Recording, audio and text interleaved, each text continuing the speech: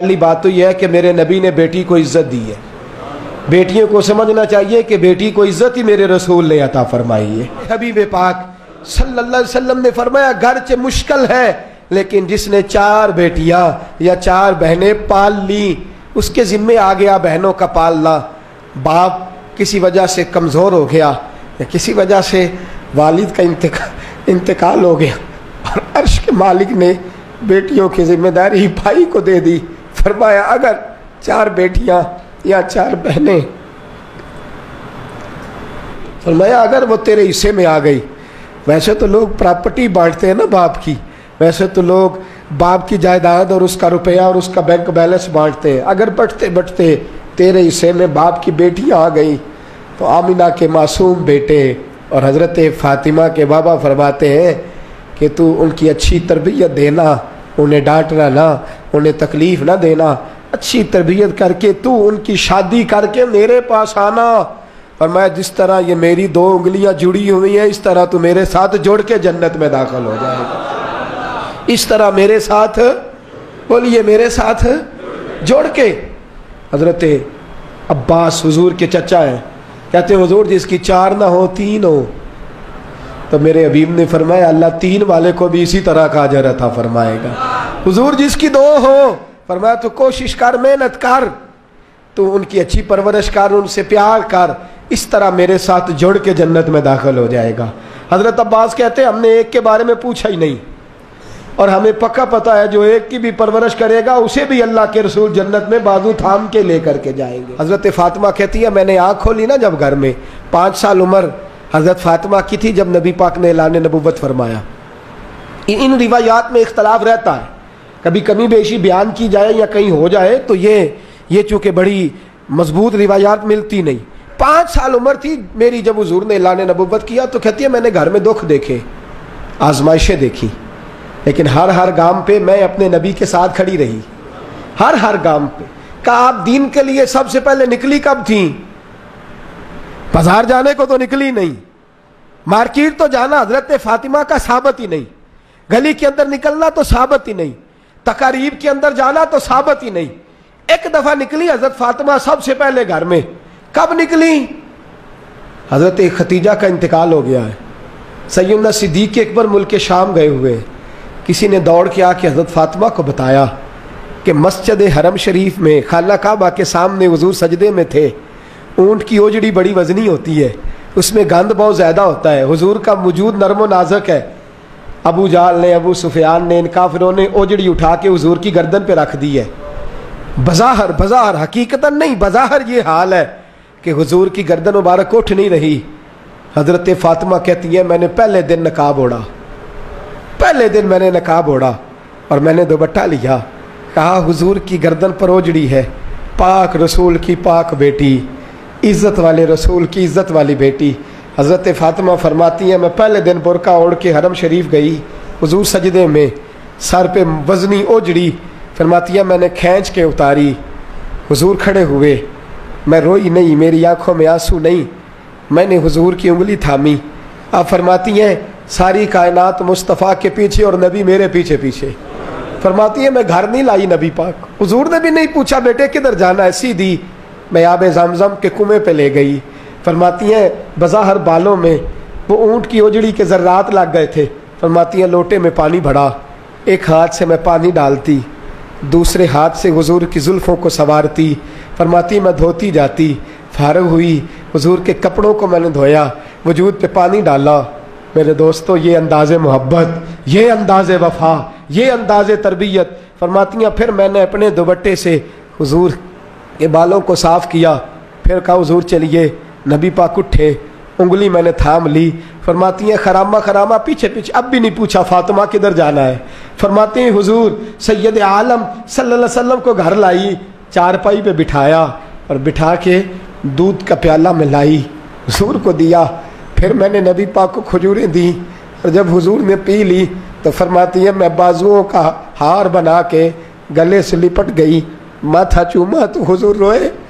तो मैंने कहा या रसूल अल्लाह आपने गम नहीं करना, मेरी अम्मा सैयदा खतीजा फरमाया करती थी फातिमा तेरे बाप को अल्लाह बड़ी इज्जतें अता फरमाएगा।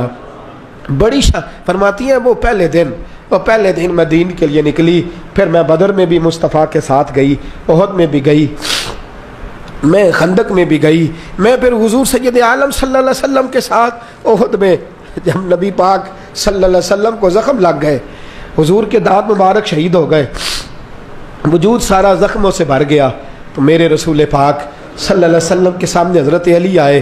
میں نے الحمدللہ اس غار کی زیارت کی ہے میدان احد میں جس میں میرے نبی نے آرام فرمایا تھا۔ فرماتے ہیں غار میں آرام میں تھا، حضرت علی آئے تو جناب علی فرماتے ہیں رسول پاک صلی اللہ علیہ وسلم نے فرمایا علی میرے زخموں کی خبر فاطمہ کو نہیں کرنی۔ حضرت فاطمہ ساتھ ہے، زخمیوں کو پانی پلاتی ہیں، حضور کے ساتھ آئے، میرے زخموں کی خبر فاطمہ کو نہیں کرنی، اسے نہیں بتانا۔ جناب علی کہتے ہیں حضور نے یہ کہا اور میں نے رخ پھیرا تو فاطمہ میرے پیچھے کھڑی تھی، فاطمہ پیچھے، بتانا پڑا ہی نہیں، سیدہ پہنچ گئیں، کہتے ہیں کپڑا گرم کر کے جلا کے لائیں، حضور کے زخموں میں رکھا، بڑا حوصلہ ہے حوصلے والے نبی کا۔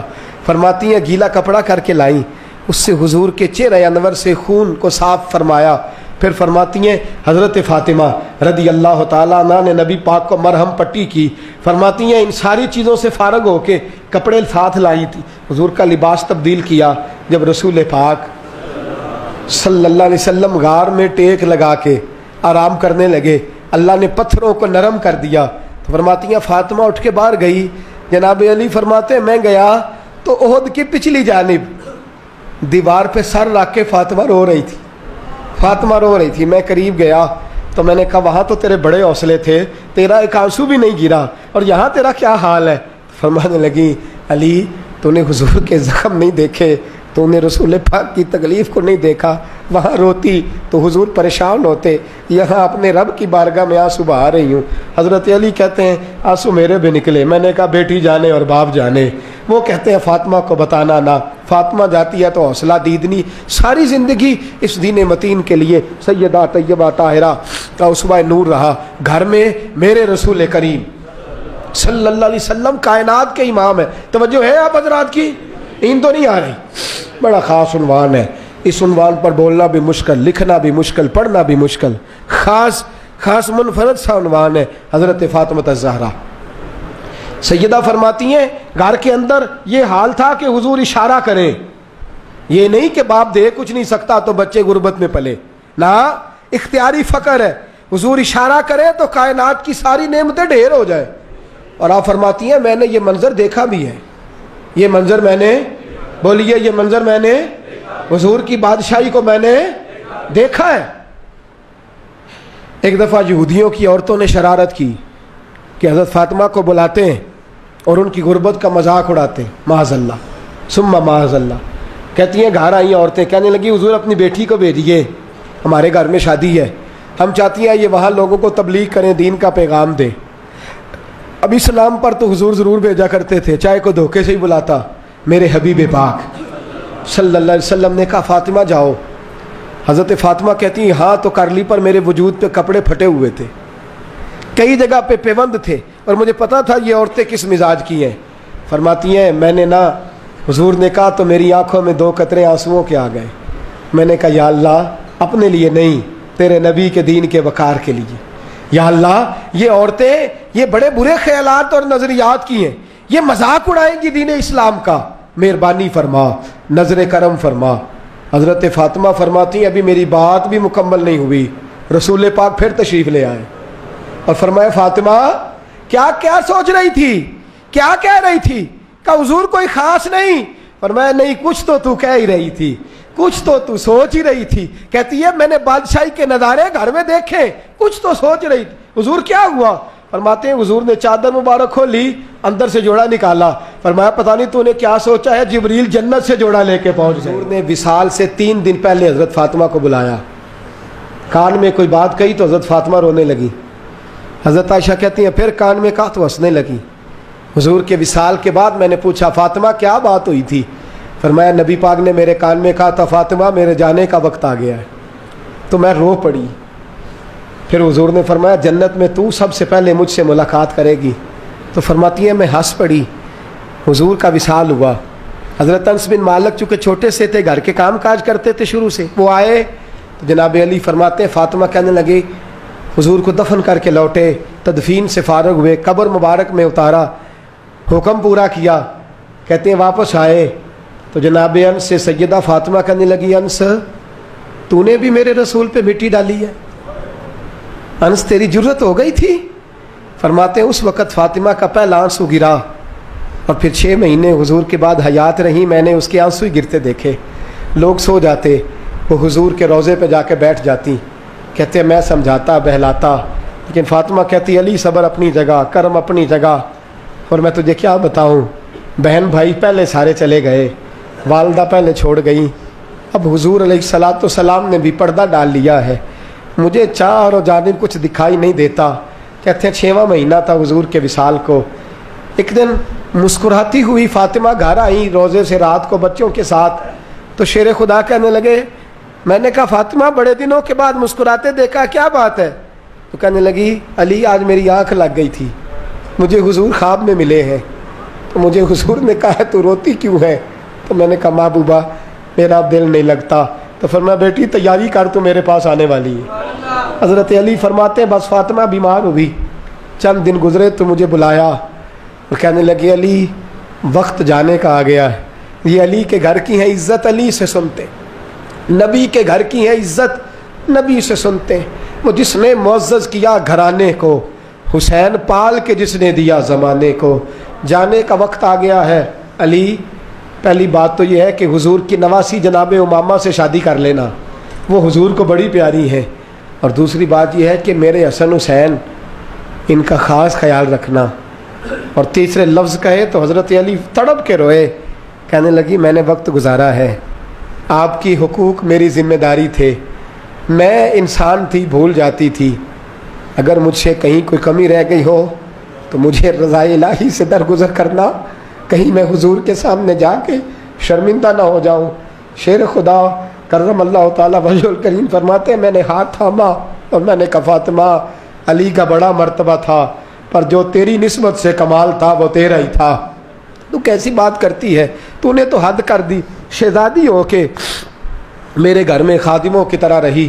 حضرت فاطمہ رضی اللہ تعالیٰ عنہا کا دوسرا حکم یہ ہوا کہ مجھے رات کو دفنایا جائے، اور فرمایا میرے پہلے مدینے میں ایسا نہیں ہوتا تھا، یہ حضرت فاطمہ نے سب سے پہلے کہا، فرمایا میری چارپائی کے ساتھ لگا کے نا شاخیں، چارپائی کے ساتھ تو اوپر لا کے انہیں اوپر سے باندھ دینا، اور ان شاخوں کے اوپر ایک کپڑا ڈالنا، میرے کفن پر بھی کسی کی نظر نہ پڑ جائے، میرے کفن پر بھی۔ فرمایا شاخیں لگا کے یہ وصیت کی، فرمایا اوپر سے پھر رات کو اٹھانا، اندھیرے میں اٹھانا، اور پھر کفن کے اوپر شاخیں باندھ کر گویا ایک ڈولی سی بنا کر اس کے اوپر بھی کپڑا ڈالنا، کسی غیر محرم کی میرے کفن پر بھی نظر نہ پڑے، اور علی مجھے اپنے ہاتھوں سے قبر میں اتار کے اللہ کے سپرد کرنا۔